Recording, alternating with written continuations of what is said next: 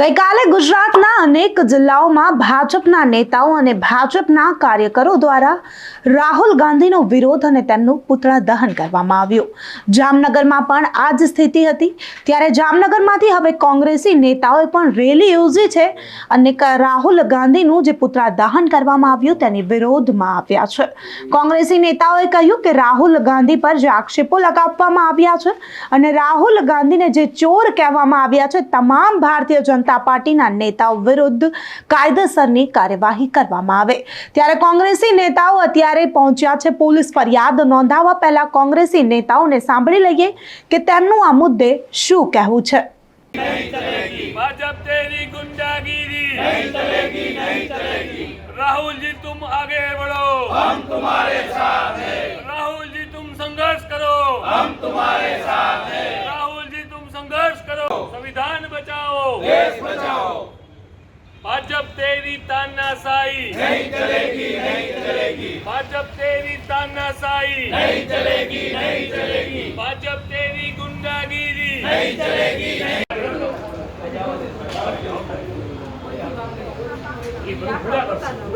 Phone તમને દઈ દો, તમે બધી મને દઈ દો, મને દે કોકના ફોન નો આવે અસુરો ને મને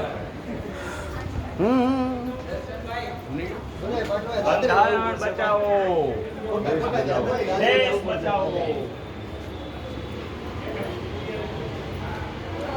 આ દેશના વિરોધ પક્ષના નેતા છે, જેમ મોદી સાહેબ વડાપ્રધાન છે, આની પણ ગરિમા છે કે દેશે એને અને પાર્લામેન્ટ એને વિરોધ પક્ષના નેતા બનાવ્યા છે। ત્યારે જાહેરમાં ભાજપના પ્રમુખ અને ધારાસભ્યો એને ચોર શબ્દ કહી, મીડિયામાં પણ આનો વિડીયો વાયરલ છે।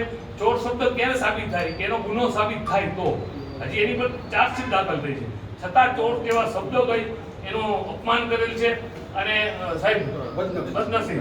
બીજું એ છે કે જાહેરમાં કલેક્ટર સાહેબનો જે હુકમ હોય કે જાહેરનામું હોય કે આગ ક્યાંય લગાડવી નહીં ક્યાંય, છતાં પણ પોલીસની હાજરીમાં આની જાણ મેં 6 ને 14 ચાવડા સાહેબને મેં કરેલ હતી કે આ લોકો પુતળા દહન કરવાના છે, છતાં પોલીસ હતી, પોલીસની હાજરીમાં પુતળા દહન થયેલ છે। આનાથી આગ લાગી, આગ લાગવાથી ઘણા માણસો આમાં દાજી પણ શકત અને મૃત્યુ પણ થાય એવી પણ સાહેબ શક્યતા છે। એટલે આ બે વસ્તુ છે, અમારી બે માંગણી છે કે તાત્કાલિકના ધોરણે જે જવાબદાર વ્યક્તિ છે, ભાજપના આગેવાનો છે, ધારાસભ્યો છે, એની ઉપર ફરિયાદ થવી જોઈએ। કોંગ્રેસ માત્ર ધરણા કરે છે ત્યારે એને ઉપાડી લેવામાં આવે છે, તો આ તો જાહેરમાં આગ લગાવી છે। એટલે વિનંતી છે, આ સાહેબ નથી અમારી પણ મજબૂરી છે કે આવડો મોટો આ નાની વસ્તુ નથી। જામનગરમાં માત્ર ને માત્ર એક ભાજપને જ સત્તા છે કે જાહેરમાં પુતળા બારવા, જાહેરમાં સૂત્રોચ્ચાર કરવા, જેમ ભાવે એમ બોલવું। એટલે અમારી ફરિયાદ છે, જો આ ફરિયાદ સોમવાર સુધીમાં નહીં લેવામાં આવે તો અમે કોર્ટમાં પણ જવાની અમારી તૈયારી છે, કેમ કે આ કોઈ નાની વસ્તુ નથી। ભાઈ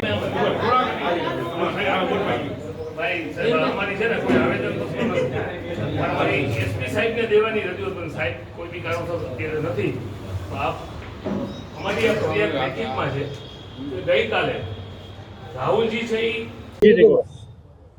ગઈકાલે જામનગર ભાજપ દ્વારા સંસદીય દળના નેતા અને વિરોધ પક્ષના નેતા દેશના રાહુલજીના પુતળા દહન કરવા માટે જામનગર ભાજપના પ્રમુખ બીનાબેન એની સાથે બંને ધારાસભ્ય શહેરના અને ભાજપના ઘણા યુવા મોરચાના આગેવાનોએ રાહુલજીને જાહેરમાં એનું પુતળાનું દહન કર્યું, રાહુલજીને જાહેરમાં ચોર કહી અને એને અપમાનિત કરી અને એમની બદનસીબ પણ કર્યા। ત્યારે જામનગર કોંગ્રેસ દ્વારા આજે હજી કોઈ ગુનો સાબિત નથી થયો, એ પહેલા ચોર કેવી એટલે બહુ મોટી વાત છે। એક સંસદીય દળના નેતા છે, જેમ એની ગરિમા હોય અને ચોર જેવા શબ્દો કહી અને એને અપમાન કરવા અને એની બદનસીબી કરવી એ ખરેખર ના થાય। આ ભાજપના નેતાઓને એ પણ જ્ઞાન નથી, માટે આજે જામનગર એસપીને અમે જ્યારે ફરિયાદ રૂપે ફરિયાદ દેવામાં આવ્યા છીએ, ત્યારે આજે પણ એસપી સાહેબ હાજર નથી। ગઈકાલે પણ પોલીસની હાજરીમાં પુતળા દહન થાય અને પોલીસ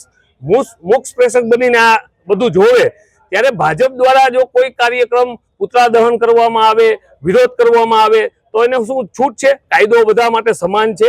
ત્યારે કોંગ્રેસ દ્વારા ઘણીવાર તમે જોવો છો કે અમે ધરણા કરતા હોય તો અમારી ટીંગાટોળી કરીને અને અમારી પર 68 મુજબના ગુના દાખલ કરે છે।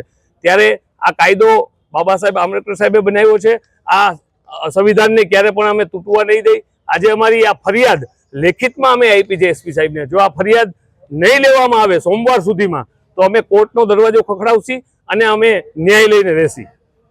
તો અહીં સાફપણે કોંગ્રેસના નેતાઓ અને કાર્યકર્તાઓ માંગણી કરી રહ્યા છે કે અમારા નેતા રાહુલ ગાંધી વિરુદ્ધ જે પણ કામ કરવામાં આવ્યું છે, તેમનું પુતળા દહન કરવામાં આવ્યું છે, જે પણ ભાજપના નેતાઓનો આમાં હાથ છે, જેટલા પણ ભાજપના ધારાસભ્યો અને ભાજપના નેતાઓએ આ કામ કર્યું છે, તેમના વિરુદ્ધ હવે કાયદેસરની કાર્યવાહી કરવામાં આવે.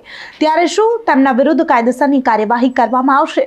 શું એ ભાજપના નેતાઓ જેમણે રાહુલ ગાંધીનું પુતળા દહન કર્યું, તેમના વિરુદ્ધ કાયદેસરના પગલાં લેવામાં આવશે? તમારું શું માનવું છે? અમને કમેન્ટ કરી ચોક્કસથી જણાવજો તથા અમારી ચેનલ નિર્ભય ન્યૂઝને લાઇક, શેર અને સબસ્ક્રાઇબ કરવાનું ભૂલશો નહીં. આભાર.